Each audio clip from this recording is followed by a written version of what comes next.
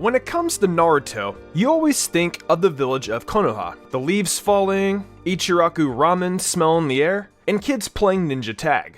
Maybe a rogue ninja trying to destroy the village here and there, and an Akatsuki member trying to come and capture Naruto. Nothing but fond memories, right? But when it comes to Boruto, however, I would say it is not as bad as everyone claims it to be. Granted, I have read the manga and know the story and what's going on in the series. The anime, on the other hand, is more, how do I say, fillerish. The beginning part of it is mainly filler until you get to the Momoshiki arc. Everything else is just some slice of life, to be honest. Boruto's cast of characters are, how do you say, irrelevant. Unless you're in the main squad with Boruto, everyone else is more or less an almost non-existent side character. When it comes to these characters, I just feel like they were just thrown at me and I'm supposed to accept them. But I feel like they don't add to the story how characters actually should. For instance, the kids of the Naruto main cast are just irrelevant side characters. They only tell you who their parents are and their technique, and that's the last you'll see from them for about another 10 or 15 episodes. At least they get screen time though, compared to their parents, who you rarely see, but I understand because this is about the next generation and it is about moving forward. But I think it would be cool to see how they are now, every now and then. When it comes to the main cast of the series though, I think they do an exceptionally well job of helping you understand how each one of them feels, and what goals they have set in mind. Starting with Boruto as a character, he has his own little flair to him. He is not just a carbon copy of his father, just wanting to become Hokage. He actually dislikes his father in the beginning of the series due to him not having time to spend with Boruto and the family, because he is too busy being Hokage. In my opinion, they kind of dragged it to an extent for making him hate Naruto. But I also couldn't be biased because I saw how Naruto came up and everything. He's been through a lot, and being Hokage is a hard job, and takes a lot of time. But back to Boruto as a character. Boruto is loud, energetic, and stubborn, not unlike his father, even possessing a verbal tic, datebasa, similar to Naruto's datebayo. In any case, contrasted with his dad at his age. Boruto is more refined and cunning, apparently knowing every little shortcut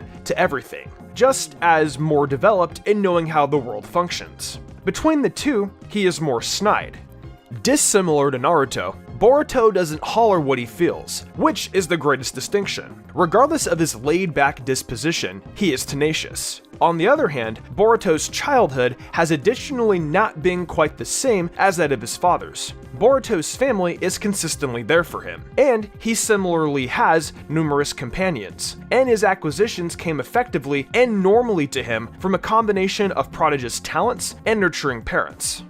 For these reasons, Boruto has a high opinion of himself and freely brags about his abilities. In any case, his egotism has made him place no worth in teammates or teamwork, accepting he can do anything all alone. He felt in achieving success as the main point of anything, even taking insincere shortcuts to do so. For example, using a cheat code to dominate a video game effectively, or utilizing the kote to make a facade of him mastering a high-level jutsu to acquire his entitlement to be Sasuke's disciple, and later quickly depending on a similar gadget to crush adversaries once they appear to take an advantage in the Chunin exams. Despite his arrogance, he does not look down on anyone else and is very loyal to his friends.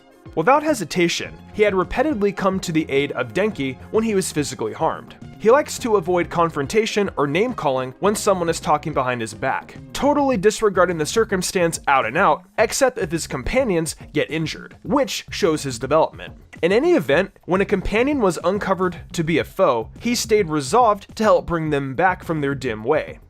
As for Sarada, Sasuke Uchiha's daughter, as a kid, Sarada was portrayed to resemble her dad Sasuke, after the occasions of the Uchiha clan downfall, threatening, unsmiling, and dreary, yet this switched up the hour of her academy graduation. As indicated by Naruto, her character takes after Sakura, which he bases on the doubt that Sarada is quote-unquote scary when she's angry. She surely has to some degree a solid emotion, which erupts all the more frequently after her arrangement to Team Konohamaru. In these and other moments of particularly strong feeling, Sarada often exclaims her mother's characteristics. Anger aside, she shows a normal side of emotions, from laughing, to crying, to blushing in appropriate situations, and appearing differently in relation to Sasuke's nonchalant response to each situation. Much of the time, Sarada is thoughtful, hearted and courageous, amiable to other people, and chivalrous of her loved ones, wishing great for them and defending them when they need her. She doesn't mind saying what she's thinking, whether it's a question she wants to answer to, an opinion she holds firmly, or a frustration she can't let go of. The next team member of the squad is Mitsuki, the son of Orochimaru. Mitsuki has a very calm and matter-of-fact demeanor. He is generally seen as very cheerful, if not indifferent towards the situation at hand. While not fierce, he openly expresses his real thoughts in any circumstance, and gets things done at his own speed. He additionally appeared to have a sharp mind, being all around read and attentive, showing progressed information in math and about the historical backdrop of different towns. He's quite close with Boruto, caring about his opinion above that of most others. He is also shown to work well with Boruto in coordinated attacks, seemingly stemming from his harsh upbringing with Orochimaru.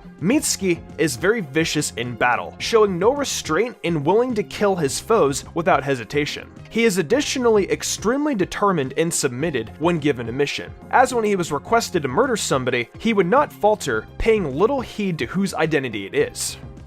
Despite not revealing much about his origins or parents to them, Mitsuki cares about his teammates, Boruto and Sarada, to the point where he never hesitates to rush to their side when they are in danger or in need of assistance. Now there is one last team member named Kawaki, but before I can get into this, I do want to say that this is spoilers, because he turns the tables for the series, believe it or not. And if you do not want to know any spoilers, I recommend you skip past this and just watch the show for his character. Kawaki had a very hard life coming up in the anime. Kawaki chopped wood for a living in order to buy alcohol for his abusive drunk father, Kokatsu. At some point, a goldfish vendor welcomed him to a goldfish show that he was holding the following day after Kawaki had shown interest in the goldfish. Afterward, his dad saw the invitation in his pocket and scolded Kawaki for collaborating with outsiders by restricting him from eating supper. The following day, Kawaki was beaten by two young men until the goldfish vendor saved him and extended to him an employment opportunity by assisting him with selling goldfish in different towns. Kawaki rushed home after seeing the break in the glass of his dad's liquor. Giving only broken glass, Kawaki was locked in a room by Kokatsu. Here is where things get interestingly short after Jigen, the main villain, arrives to propose buying him with a large sum of money. Not wanting to leave his home, Kawaki promised his father that he could do more work to earn money, but was knocked unconscious by Kokatsu by smashing an empty bottle on his head.